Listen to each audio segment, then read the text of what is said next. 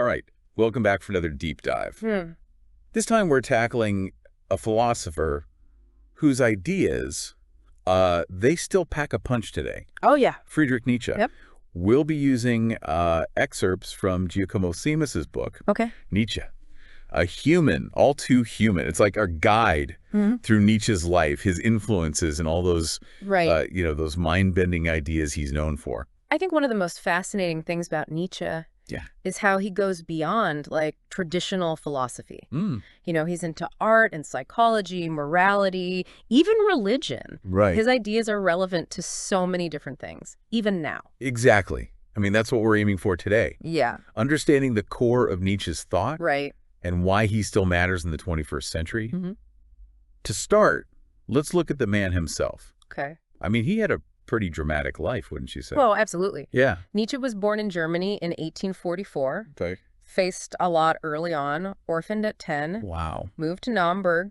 Even his early writings, they show this really critical mind, Yeah. challenging how German society was obsessed with the past.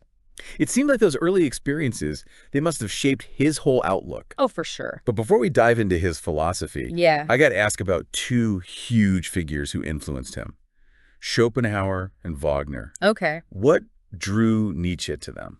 Well, with Schopenhauer, it was that concept of the tragic hero, Right. you know, the noblest form of existence that resonated with Nietzsche, especially given what he went through early on. Yeah. And Wagner. Yeah. At first, Nietzsche was just captivated by his genius, you know, Right. Wagner's revolutionary approach to music. It's interesting how he was drawn to such powerful Yeah. and, in some ways, opposite figures. Yeah.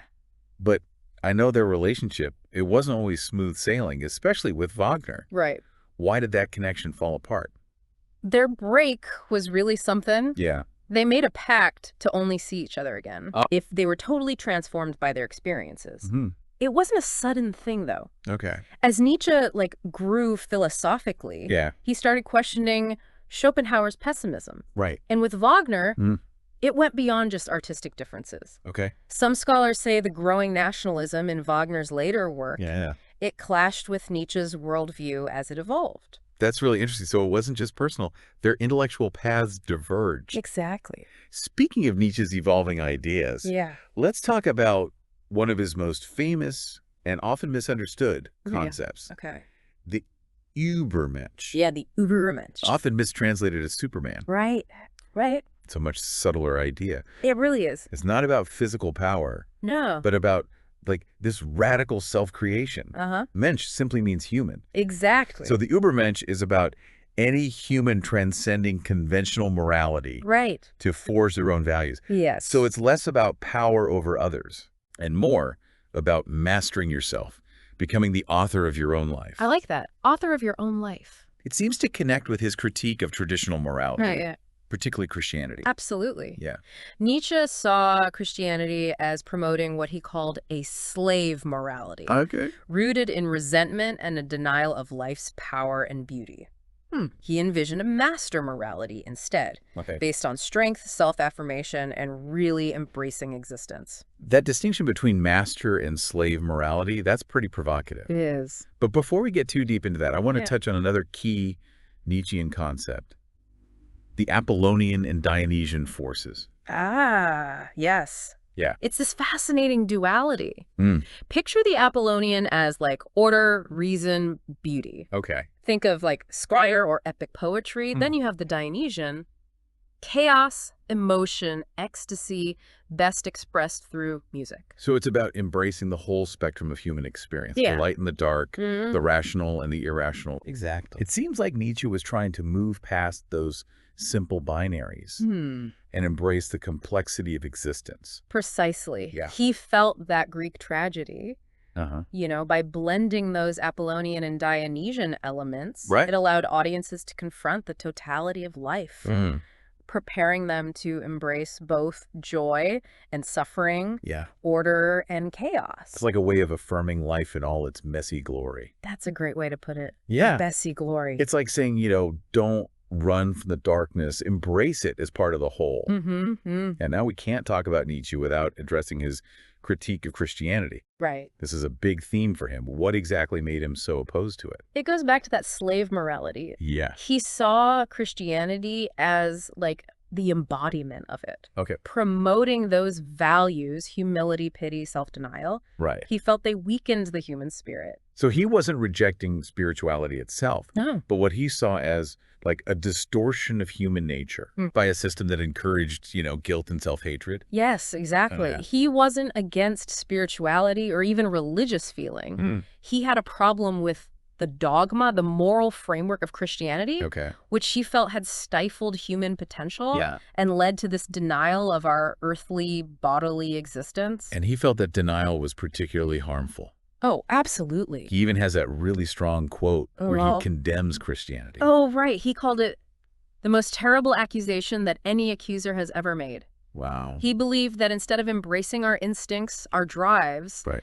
Christianity demanded we repress them, leading to this culture of self-hatred. It's a pretty harsh critique. It is. To play devil's advocate, though. Yeah. Couldn't someone argue that some restraint on our instincts is necessary for society to function? That's a fair point. Yeah. Even Nietzsche acknowledged that no limits could lead to chaos. Right. But he felt Christianity went too far in suppressing natural desires, impulses. He thought it created this false good versus evil, Okay. leading to a denial of the full range of human experience. So not anarchy, Yeah. but a rethinking of our moral framework. Yeah. One that embraces the fullness of human nature, both the light and the shadow. Yes. This leads us to another mind-bending Nietzsche concept, Okay. the eternal return. Right. Can you explain this one for our listeners? Imagine every moment, every choice, every joy and sorrow repeating infinitely. Wow. That's the eternal return. Okay. Not just your life, everything happening over and over again forever. It's a pretty dizzying thought. It is. Reminds me of like simulation theory or the multiverse. Yeah. Did any other thinkers come up with something similar? That's what's so interesting. Thinkers like Blanqui and Le Bon, they had similar ideas independently. Really? But Nietzsche used the eternal return not to make people despair, but as a tool for acceptance, I guess. If you had to live your life exactly as it is over and over, would you change anything? That's a powerful question. It is. It challenges us to find meaning not in some external goal or afterlife, Right. but in living itself. Yes. It's about embracing every moment, Uh, every experience, as if it were eternally recurring. exactly. It's about finding joy, purpose in the journey, not just the destination. And that brings us back to Nietzsche's ideas on truth and knowledge. Okay. He was a radical questioner, challenging the idea of absolute truth. Wait, so he's saying there's no such thing as objective truth. It's less about denying reality That's and right. more about acknowledging the role of perspective interpretation. Right. Unlike, say, Kant, with the categorical imperative, a moral absolute. Nietzsche thought truth is subjective, Yep. tied to individual will and power. Ah, the will to power. Yes, Another core Nietzsche concept that's often misunderstood. it is. Can you break that down for us? It's not about dominating others or seeking political power. It's this fundamental force inside each of us, driving us to grow, to learn, overcome obstacles, Right. and create meaning in our lives. So more self-mastery, self-actualization than controlling others. You could say that. He Right. saw it as an essential part of being human. Okay. He believed that even our pursuit of knowledge, of truth, was driven by this will, a desire to shape the world according to our own views. But didn't he also warn against, like, psychological observation? What did he mean by that, and how does it connect to his views on knowledge? That's where it gets interesting. Okay. He said that constantly dissecting our psyches, Right. chasing every bit of truth about ourselves, Yeah. can be counterproductive. He suggested that some blind faith in our own goodness, Okay. even if it's an illusion, Right. can be better for happiness. So it's like, be careful what you wish for. Yeah, Too much introspection might lead to disillusionment, not enlightenment. exactly. But how do we square that with his focus on self-knowledge, the free spirit? It's a balancing act. And that's the challenge Nietzsche gives us. Okay. He encourages us to be free spirits, to question everything, critically examine our beliefs, values. Yeah. But he also warns us not to get so obsessed with analyzing that we forget the joy, the beauty of just living. So find that middle ground between blind faith and relentless self-scrutiny. Yes. It's about having a critical mind while still experiencing the world with wonder and awe. Exactly. It's this delicate dance, no one-size-fits-all answer. Each person has to find their own way. Right. Remember, Nietzsche emphasized individual self-creation. Yeah. There's no single right way to be a free spirit. It's about embracing the complexity, the ambiguity of human existence. Yes. Accepting that there are no easy answers. Uh-huh. That self-discovery is ongoing and often messy. Precisely. And that journey is tied to creating values. Okay. Nietzsche believed the meaning of life wasn't something you find, Right. but something you create. He even said, psychological observation is one of the means of consoling, illuminating, and enchanting existence. That's a fascinating perspective. It is. It's like he's suggesting that the process of self-discovery, Yeah. of peeling back the layers of our own minds, can be joyful, wondrous in itself. It's about transforming our understanding of ourselves, the world, Right. into creative energy. Exactly. And for Nietzsche, that creative energy is tied to the will to power. Right. It's not just about mastering ourselves, but channeling that drive towards growth, self-actualization, into something meaningful, something that contributes to the world positively. So it's about becoming more than just passive observers. Yes. We become active participants, creators, even artists of our own destinies. Absolutely. And for Nietzsche, that's where true freedom lies. Okay. In shaping our lives by our own values, creating meaning, purpose, even without external guarantees. It's about embracing the journey Yeah. with all the challenges, uncertainties. Right. But how do we actually create our own values? That's when it gets really interesting. Yeah. Nietzsche gives us some hints, Okay. but ultimately it's up to each person. Right. He talks about embracing our will to power, but not in a like crude or domineering way. It's about harnessing that creative energy, our drive to grow, to overcome. So not about dominating others, but mastering ourselves. Exactly. And it's about finding joy, affirmation in living itself. Okay. Even when there's suffering, hardship. Right. Remember the eternal return. Yeah. That thought experiment is meant to make us appreciate every moment. It's about saying yes to life, even with its flaws, challenges. Exactly. Yeah. And finding beauty, meaning in the unexpected, the unconventional, even the tragic parts of existence. Right. Nietzsche was deeply influenced by Greek tragedy. Yeah. He saw in it a profound affirmation of life in all its fullness. So instead of seeking comfort, security, we should embrace the wildness, the unpredictability.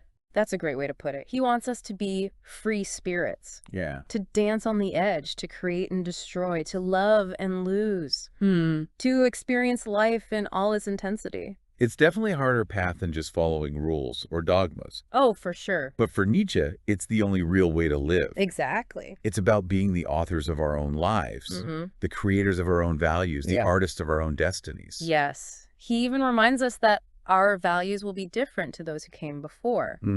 He argued that the morality of the powerful, arrogant, and happy people, and the morality of the weak, those who distrust life and harbor hatred for those in power, have always been at odds. Wow, we've gone deep into Nietzsche's world today. We have. I'm both fascinated and a bit overwhelmed, to be honest. That's understandable. Nietzsche is not easy. Yeah. But I think that's part of what makes him brilliant.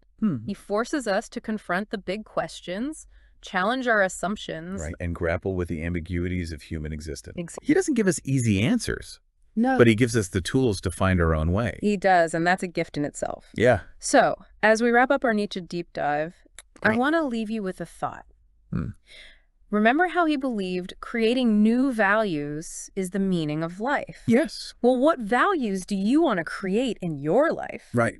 What kind of free spirit will you become? Definitely something to think about. It is. Thanks for joining us on this journey into Nietzsche's mind. My pleasure. Until next time, keep questioning, keep creating, and keep pushing the boundaries of what it means to be human.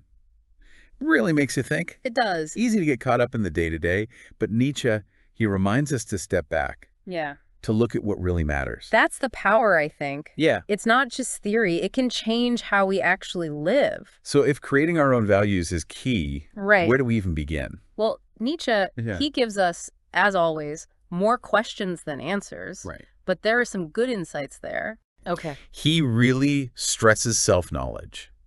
That's the first step. Okay. It's about peeling back those layers of, societal conditioning. Right. Becoming aware of the things that have shaped our thinking without us even realizing it. So not rejecting everything, No. but recognizing those inherited beliefs, those assumptions, and then consciously deciding what to keep, what to discard. Exactly. He saw this as key to developing what he called Okay. psychological acumen. Hmm. This sharp awareness of our inner workings, motivations. Being honest with ourselves, even when it's tough. Yeah, that's important. That reminds me of his point about psychological observation. Right. He warned against too much introspection, but now he's advocating for a deep dive into our own minds. Yeah. How do we reconcile those two things? It's about balance, I think. Yeah. He encourages self-reflection, but also warns us not to get lost in analysis. Right. The goal isn't to, dissect ourselves to pieces. But to understand who we are better. Yeah. So we can live more authentically. So introspection is a tool, not a weapon. Exactly. And this connects to his emphasis on the will to power. Okay. He believed that self-knowledge is crucial for harnessing that drive, channeling it towards growth, self-actualization, Right. instead of letting it become destructive. It's like taking ownership of our own stories. Yes. Instead of being passive characters, we become the authors. And that's where creating values comes in. Right. Once we understand ourselves better, our motivations, Yeah. our strengths, our weaknesses, we can start to choose what we stand for, what principles will guide us, Right. and ultimately what impact we want to have on the world. It's a big responsibility. It is, but it's also empowering. It's both. Nietzsche knew that. Yeah. He didn't shy away from it.